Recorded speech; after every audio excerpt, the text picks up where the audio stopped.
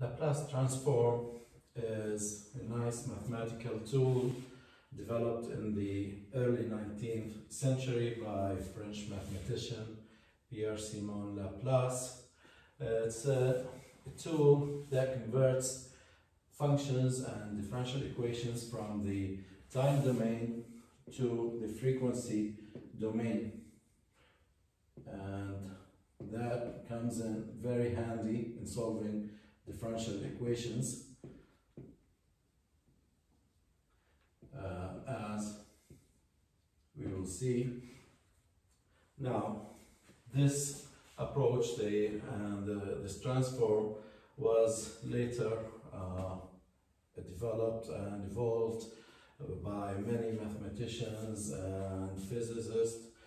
And in differential equations, mainly, the advantage is that this transform converts differential equations, especially linear differential equations, into simple polynomials that can be solved in the frequency domain, and then we can use the inverse Laplace transform to convert the solution back to the time domain.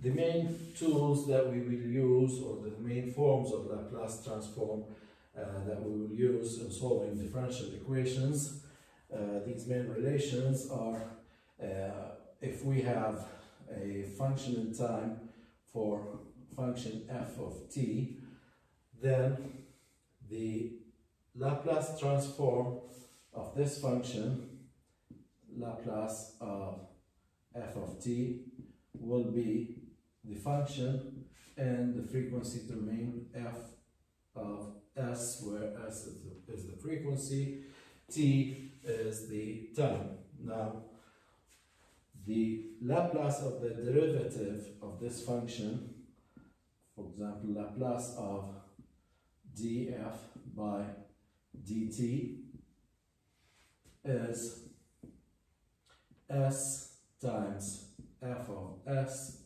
minus f of 0. The Laplace of the second derivative, d squared f by dt squared, is s squared f of s, the frequency, the function frequency domain, minus s f of 0 minus f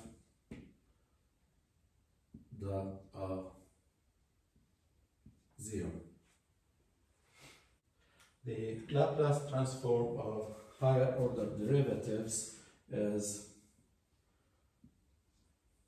for the nth derivative, dt power n, is s power n, function in the frequency domain f of s, minus s power n minus 1, f of 0, the initial condition at time 0, minus s power n minus 2 times the first time derivative at 0, all the way until we reach the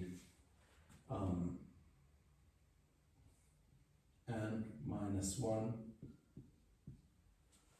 and here we indicate the derivative, that's the order of the derivative. The time derivative is n minus 1 at time 0. Now here, notice something very, very useful and interesting is that the Laplace transform of the derivatives already includes the initial conditions in the transform, which is a very, very nice advantage in solving differential equations, is that my solution will include the initial conditions straight from the first run, as opposed to other methods where you have to solve the differential equation and then substitute the initial conditions and solve for the final form of the solution. We don't need to do that with the Laplace transform. Initial conditions are already included. This is a very nice advantage here. the Laplace transform of an integral, the integration from 0 to t for f of t dt, is the function in the frequency domain divided by s. So, also, we will notice something here, that knowing that the Laplace of the function is f in the frequency domain, f of s, notice that the first derivative is still the same function but multiplied by 1s. This is just a number, this is just the initial condition. For the second derivative, it's the same function itself multiplied by s squared for the second derivative. These are initial conditions. The nth derivative is s power n times the function and then initial conditions. So for each derivative, for each order of differentiation, just multiplying the function by s gives me the derivative of the function in the frequency domain. So multiplying a function by s indicates the derivative of the function. There. So every time I multiply a function by s, it's the first derivative, multiply it again by another s, that's the second derivative, and so on. And if you notice in the integral form of the Laplace, the function is divided by s. So 1 over s, you multiply a function by 1 over s, that means you are integrating that function in time. So 1 over s indicates integral or integration. And these will come in very handy later on in our analysis. So, for any differential equation, now using these forms, I can convert the differential equation. Notice here, what we have here, the end result is just simple polynomials in S, which can be solved very easily. We don't have to deal with time derivatives anymore. And then solve for f of s, whatever the independent variable in the differential equation is. And then using Laplace inverse transform, we'll go back to the time domain. And let's do a couple of examples here to explain this concept in the solution of differential equations. Before I go any further, I need to state a couple of things about the Laplace transform. It's a linear transform, so there are a couple of rules here.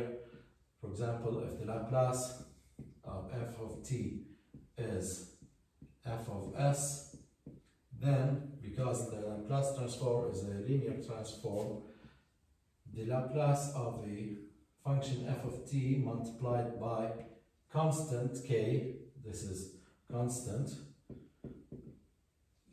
that will be k times the Laplace of the function f of t, which is f of s. Also, if I have the sum of two functions, f1 of t plus f2 of t, then, since this is a linear operation, the Laplace will be f1 of s plus f2 of s.